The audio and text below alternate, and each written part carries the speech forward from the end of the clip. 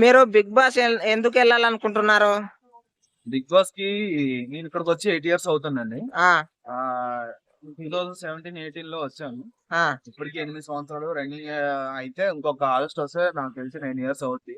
ఆ so present నాకు ఏ identity లేదు. బట్ ఆ ఆల్రెడీ మూవీస్ చేశాను, బట్ నాకు ఐడెంటిటీ లేదు. ఆ ఆల్రెడీ ఇంకా అప్కమింగ్ కూడా ఉన్నాయి. ఆ బట్ బిగ్ బాస్ అనేది దాని రీచింగ్ బాగా ఎక్కువ ఉన్నది. ఆ. సో నేను ఆ రీచింగ్ నాకు నా లైఫ్ కి నాకు ఎంతో యూజ్ అవుతుందని, నా ఫ్యూచర్ కి ఉపయోగపడుతుందని నేను అనుకుంటున్నాను. అంటే ఇప్పుడు నీలాగా చాలా మంది వెళ్ళాలనుకుంటున్నారు కదా, చాలా మంది వీడియోలు చేస్తున్నారు మీలాగా. కాకపోతే ఈ ఈ కాంపిటీషన్ లో మిమ్మల్ని తీసుకుంటారు అనుకుంటున్నారా? ఈ కాంపిటీషన్ లో నన్ను తీసుకుంటారో లేదా అని అంటే నా ప్రయత్నం అయితే నేను చేస్తున్నా అండి. ఉమ్, నాకు మీ సపోర్ట్ అయితే కావాలి.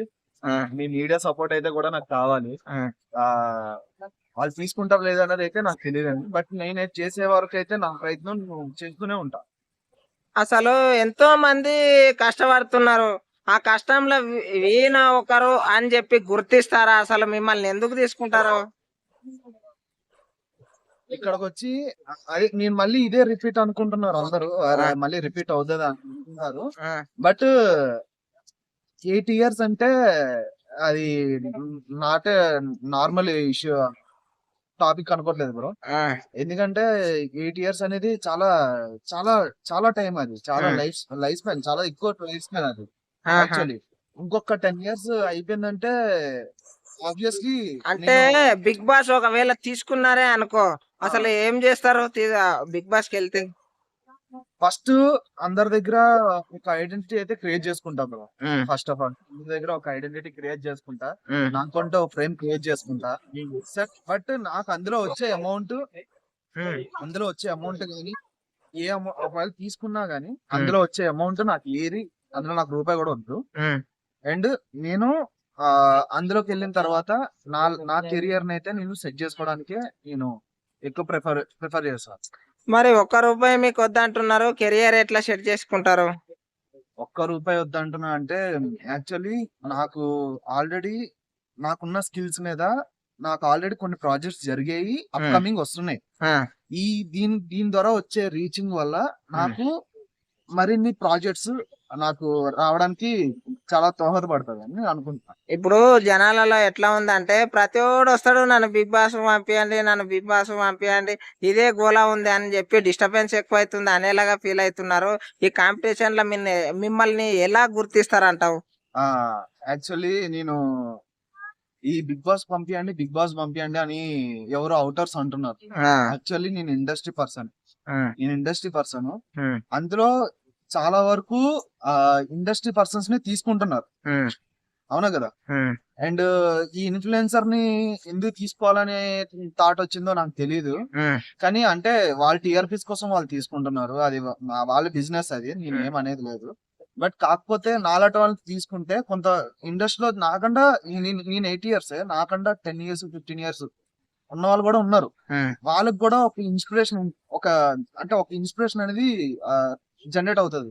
ఉమ్. అంటే వాళ్ళకి కూడా ఎలాగవుతుంది అంటే, అరే నాకంటే కింద నుంచి వచ్చిన వాళ్ళు ఉన్నారు, వాళ్ళకి కూడా ఆప్షన్స్ వస్తున్నాయి, నాకు కూడా వస్తాయి, వెయిట్ చేద్దాం, నా టైం కూడా వస్తుంది అన్న ఇన్స్పిరేషన్ అయితే చాలా మందికి ఒక పుడుతుందని అనుకుంటున్నాను. ఓకే, మీరు ఇప్పుడు ఏం వర్క్ చేస్తున్నారు ప్రజెంట్లీ? ప్రెసెంట్ నేను ఆర్టిస్ట్ గా చేస్తున్నా బ్రో. ఇప్పుడు రీసెంట్ గా 3 ప్రాజెక్ట్స్ చేస్తున్నాను. అప్కమింగ్ ఇంకో 2 ప్రాజెక్ట్స్ ఉన్నాయి. ఏ ఏ మూవీస్? ప్రెసెంట్ ఫౌజీ ఒకటి చేస్తున్నా. అండ్ ప్యారడైజ్ కన్ఫర్మ్ అవ్వలేదు, రీసెంట్ గా ఒకటి కన్ఫర్మ్ అయింది. లో బడ్జెట్ లో ఒకటి కన్ఫర్మ్ అయింది. అండ్ ఇంకొకటి పోస్ట్ ప్రొడక్షన్ లో ఒకటి ఉంది. ఫాల్తూస్ అని ఒకటి పోస్ట్ ప్రొడక్షన్ లో ఉంది. అది కూడా రిలీజ్ రెడీగా ఉంది. మీరు సిటీకి వచ్చిన కొత్తలో ఎలా ఉండేది మీ లైఫ్?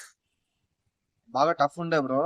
యాక్చువల్లీ ఆడి ఆడిషన్స్ కానీ తిరగనికి కూడా డబ్బులు లేక నడుచుకుని వెళ్ళి ఆడిషన్స్ ఇచ్చిన రోజులు కూడా ఉన్నాయి. బాగా టఫ్ ఉండే. అంటే కొన్ని కొన్ని కష్టాలు ఉంటాయి కదా. ఇప్పుడు మన చిరంజీవి గాని, ఇంకా మోహన్ బాబు గాని, ఇంకా మన విక్రమార్కుడు రవితేజ గాని చాలా కష్టాలు పడ్డారు కదా. అలాంటి కష్టాలలో మీవి ఉన్నాయా? ఉన్నాయి బ్రో. చెప్పుకోవాలంటే ఆ కష్టం నా గురించే పడ్డా బ్రో. నేను ఎవరి కోసం కష్టపడలేదు. నేను ఎంత కష్టపడ్డా అంత కష్టపడ్డా నేను బయటోడి కోసం కష్టపడలేదు. నా గురించి నేను పడ్డా. వాళ్ళు కూడా వాళ్ళ కోసం వాళ్ళ కోసం కష్టపడ్డారు. అంటే నేను చెప్పుకోను ఎందుకు, అది అవసరం కూడా లేదు, ఎవరికి అవసరం లేదు. అంటే ఈ క్వశ్చన్ ఎందుకంటే మీకంటూ ఒక ఐడెంటిటీ క్రియేట్ చేసేటప్పుడు మీ లైఫ్ గురించి ప్రతి ఒక్కరికి అవసరం, మీకు సపోర్టింగ్ కావాలంట. అవునవును రైటే. వాళ్ళు కూడా అలాగనుకుంటే వాళ్ళు కూడా అప్పుడు చెప్పుకోలేదు బ్రో. యాక్చువల్ చిరంజీవి గారు నేను ఎంత కష్టపడ్డా అంత కష్టపడ్డా ఎక్కడ చెప్పుకోలేదు. నాని గారు చెప్పుకోలేదు, రవితేజ గారు చెప్పుకోలేదు. వాళ్ళు నాకు గుడ్ ఇన్స్పిరేషన్ కదా, నేను ఎందుకు చెప్పుకుంటా. అంటే ఆ జనరేషన్ వేరు, ఈ జనరేషన్ ఏందంటే ఒక వ్యక్తి ఏం నుంచి వచ్చిండు, ఎవరు ఏం కథ అనేది అడుగుతున్నారు. అప్పట్లో ఇట్లా మీడియా కూడా ఎక్కువ లేదు. అవును రైటే, అన్నది రైటే. మీడియా లేదు, అప్పుడు ఇంత చర్చనీయాంశం కూడా లేదు. కానీ ఇప్పుడు